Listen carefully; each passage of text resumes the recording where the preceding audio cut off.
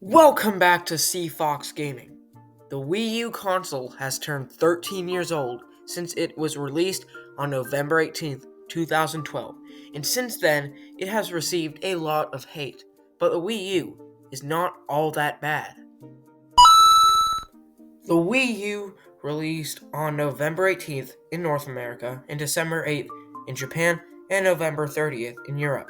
And it had two versions, 32GB model, which came with extra stuff and a free copy of Nintendo Land, while the basic edition came out with no features or game and came with 8GB.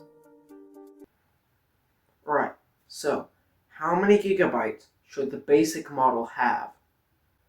I don't know. 8GB? Alright, that sounds pretty good.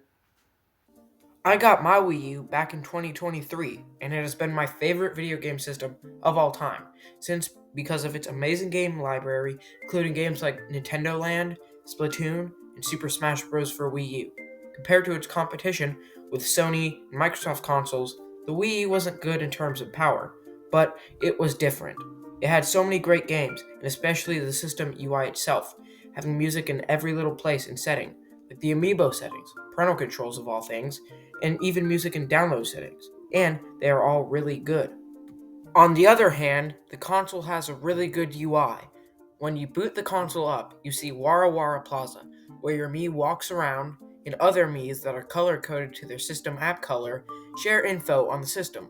Before, there was Miiverse, which I will talk about in a minute. Had other players' Miis gathered around the games they were talking about. On the gamepad, the layout is similar to a 3DS or Wii, with icons for your disc game, health and safety information, daily log, parental controls, Mii Maker, Wii U Chat, and more. You can see your Mii in the corner and change user features. The daily log shows how long you played what games. On the other hand, the Switch has an estimate for how long you played games. Also, you can make folders and rearrange the icons however you like. The bottom shows all the icons, friend list, which showed what friends were online, Miiverse, which was an online social media where fans could talk and discuss their games, but was sadly discontinued in 2017. The eShop, where you could buy demos, games, and more, before it was discontinued in 2023, but is now a blank page. The internet browser, which still works even after the online server shut down back in April 2024. Notifications, which gives you, notifications. Download management, the name speaks for itself, okay? And that is the UI. The games are the best part of any console, so let's talk a bit about that. The first game I should talk about is my favorite game, Nintendo Land. It has amazing graphics, an outstandingly good soundtrack by Ryo Nagamatsu, and 12 different attractions to play through, some based on Nintendo's bigger franchises and smaller ones, like Game & Watch, F-Zero, which should definitely get another game, and the mysterious Murasame Castle. We need more attractions for Nintendo Land. What should we do? Star Fox, Pokemon, Xenoblade, Kirby, Smash Bros, and Mario Kart. I was thinking Game & Watch, F-Zero, and the mysterious Murasame Castle. I like that idea more. But the game is amazing. It is the only party game with 5 players simultaneously, and its gamepad use is amazing. Having Wii Remote players on the TV screen and another player on the gamepad screen, either working together or against each other. Also, there are solo attractions, which are also really fun. The next game I will talk about is Super Smash Bros. For Wii U, which boasts 8 players simultaneously, amazing HD visuals, a good selection of fighters, music, and stages, like the Miiverse stage, which will pull Miiverse posts to cheer on your fighter in the game. The game also has a unique feature. You can connect and use your Nintendo 3DS system as a controller, if you have Super Smash Bros. For Nintendo 3DS or the Smash Controller app. You can even send Mii fighters or custom fighters from the 3DS version. The game also has Smash Tour, which is Mario Party with Smash Bros. And I don't understand why it is hated so much. It is actually really enjoyable. The third game I will talk about is Mario Kart 8. It was the first in the series with HD graphics, and it added anti-gravity to courses, which is a lot of fun.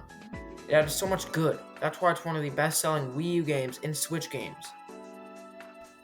Next, Splatoon was a rare new IP from Nintendo, which took a huge spin on the shooter genre. You shoot ink as an inkling and can swim through ink as a squid, and it worked perfectly.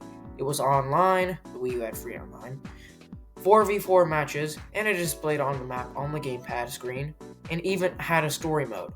Now, the game is pretty much useless since the online server shut down, but before, the game was so good, and that's why it made more sequels. The last game I will talk about is Super Mario Maker. It was a genius idea. Making levels on the gamepad and playing them on the TV is remarkable. On the Switch, it is difficult because making it on a TV is hard, and handheld mode isn't any better since the screens are different.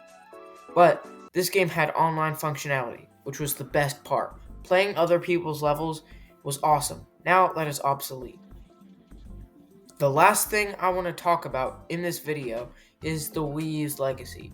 In the end, the console ended up selling 13 million units, which makes it the worst selling console ever, outside of the Virtual Boy. And why? The marketing and commercials. Just look at this.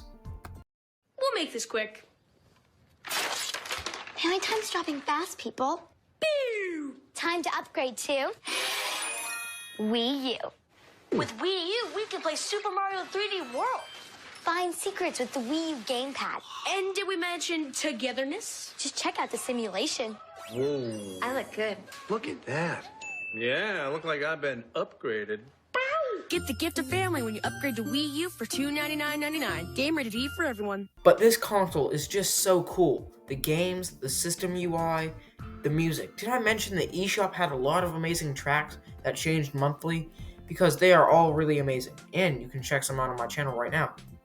So in the end, the Wii U is indeed not bad, at least in my opinion, and worth it. The console is cheap, the games are already on Switch, but the Wii U for cheaper, and it's a really good deal.